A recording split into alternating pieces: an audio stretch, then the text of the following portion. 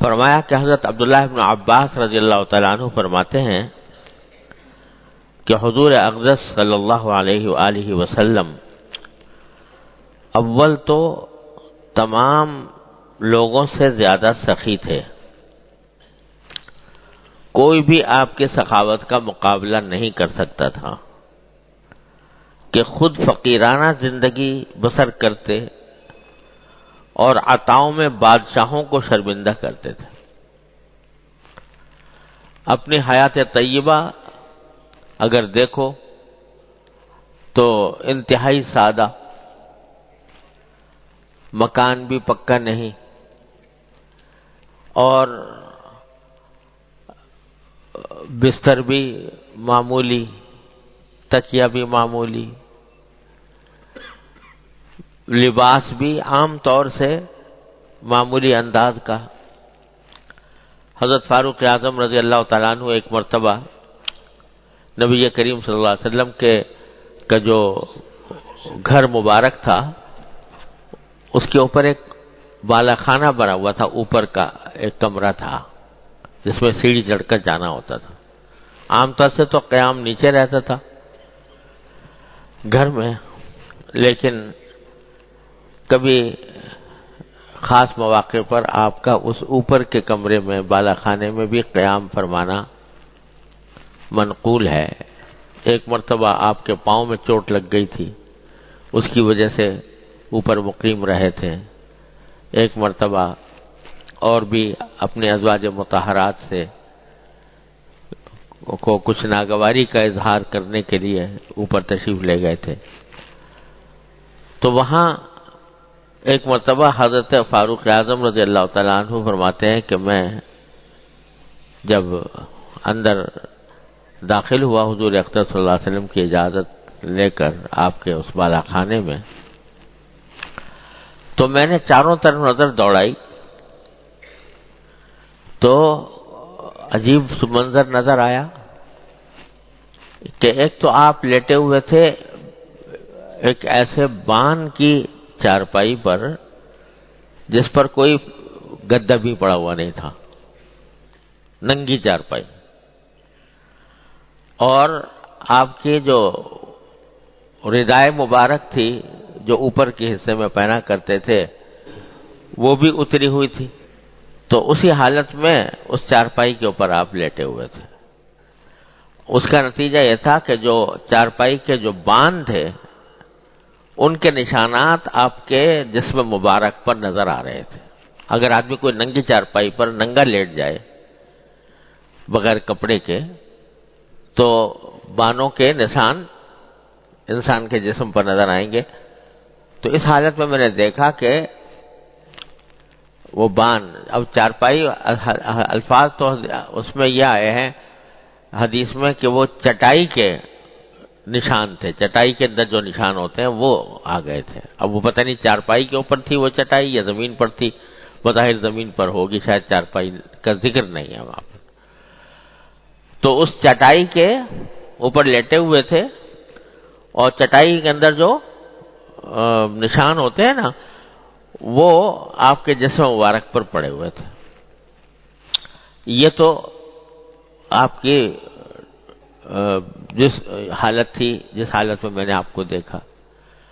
پھر چاروں طرف نظر دوڑائی تو دو ایک کھالیں پڑی ہوئی تھی، یعنی کسی جانور کی خشک کھالیں، وہ کچھ پڑی ہوئی تھی، اور کچھ تھا نہیں سارے کمرے میں سوائے اس چٹائی کے اور ایک دو کھالیں پڑی ہوئی تھی۔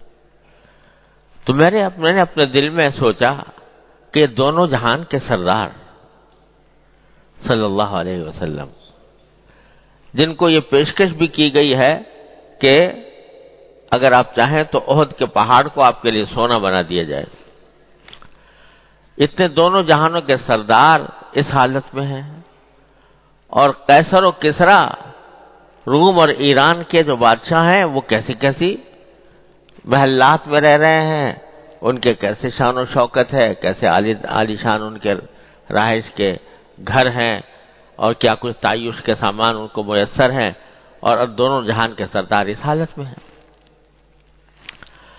تو فرماتے ہیں کہ میں نے عرض کیا رسول کریم صلی اللہ علیہ وسلم سے،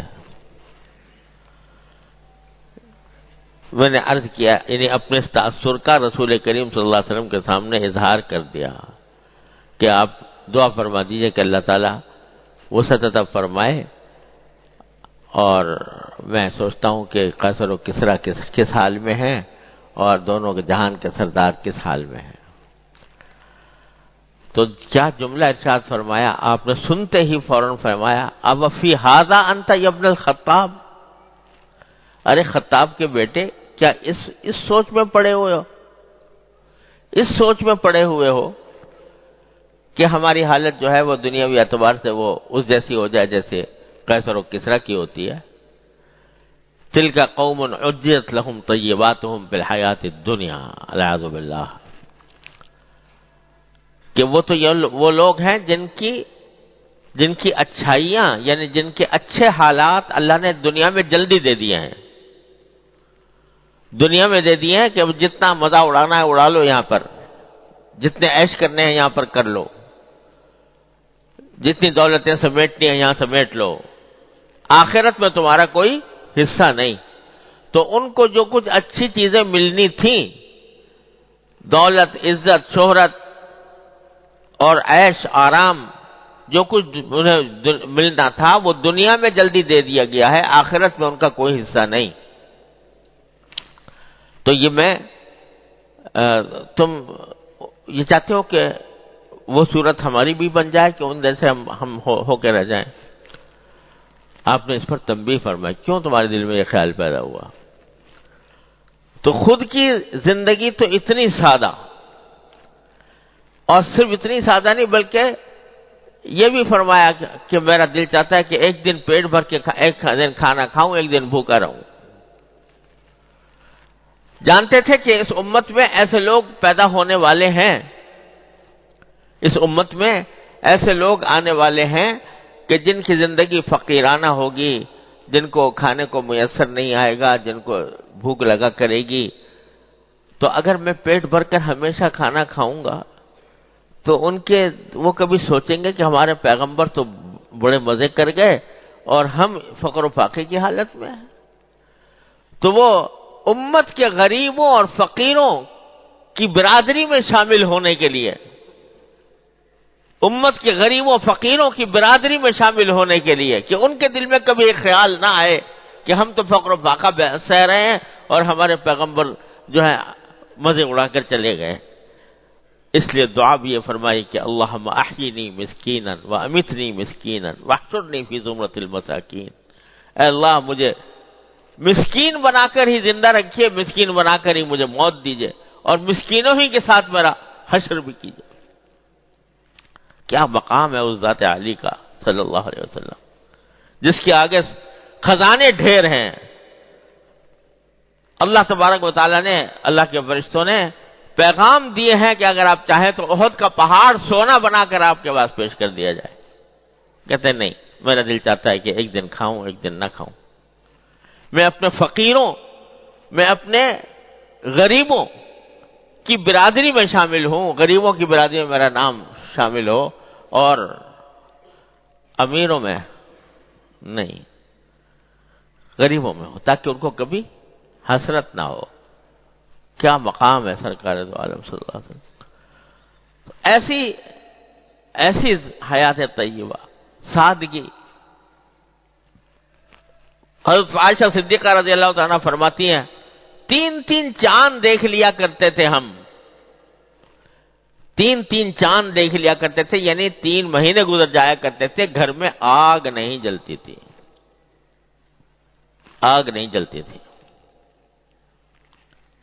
پوچھا کہ آگ نہیں جلتی تھی، گزارا کیسے ہوتا تھا؟ فرمایا کہ بس 2 چیزیں ہوتی تھیں، الاسودان التمر والماء، کھجور اور پانی۔ کھجور کھا لی، پانی پی لیا، اللہ اللہ خیر صلی اللہ۔ کوئی سالن نہیں بن رہا، کوئی روٹی نہیں بن رہی، کوئی آگ نہیں جل رہی، کوئی کھانا نہیں پکایا جا رہا، 3 مہینے تک نہیں کھانا پک رہا۔ ساری زندگی گندم کی روٹی تناول نہیں فرمائی. گندم کی روٹی پیٹ بھر کر نہیں کھائی کبھی. کاہے کی روٹی؟ جو کی روٹی. جو کی روٹی کھاتے تھے. اور فرماتے ہیں صحابی رضی اللہ تعالی عنہ فرماتے ہیں کہ کبھی نبی کریم سرور عالم صلی اللہ علیہ وسلم نے لا خبز لہ مرقق، کبھی چپاتی نہیں بنائی گئی، پتلی روٹی کبھی نہیں بنائی گئی. لا خبز لہ مرقق. اور نہ کبھی آپ نے کسی چھوٹی چھوٹی پیالیوں میں، جیسے اچار چٹنی وغیرہ ایسی چیزیں رکھی جاتی ہیں جس سے کہ ذرا بھوک کھلتی ہے اور کھانے میں مزہ آتا ہے، کبھی ایسی پیالیوں میں کھانا نہیں کھایا. تو خود کی حیات طیبہ تو ایسی سادی، کھانا سادہ، رہائش سادہ،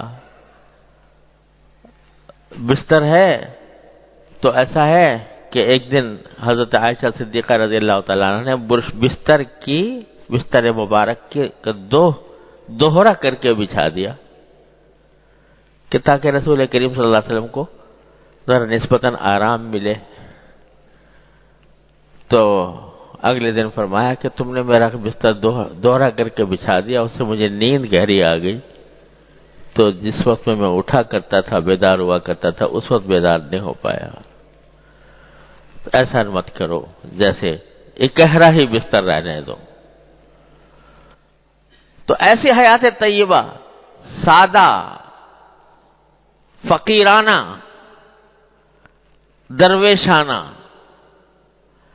ایسی حیات طیبہ. لیکن جب دوسروں کو دینے پر آئیں، جب دوسروں کو دینے کا مرحلہ آئے تو خزانے بہا دیے نبی کریم صلی اللہ علیہ وسلم. تو وہ فرما رہے ہمارے کہ کوئی بھی آپ کی سخاوت کا مقابلہ نہ کر سکتا تھا کہ خود فقیرانہ زندگی بسر کرتے تھے اور عطاؤں میں بادشاہوں کو شرمندہ کرتے تھے.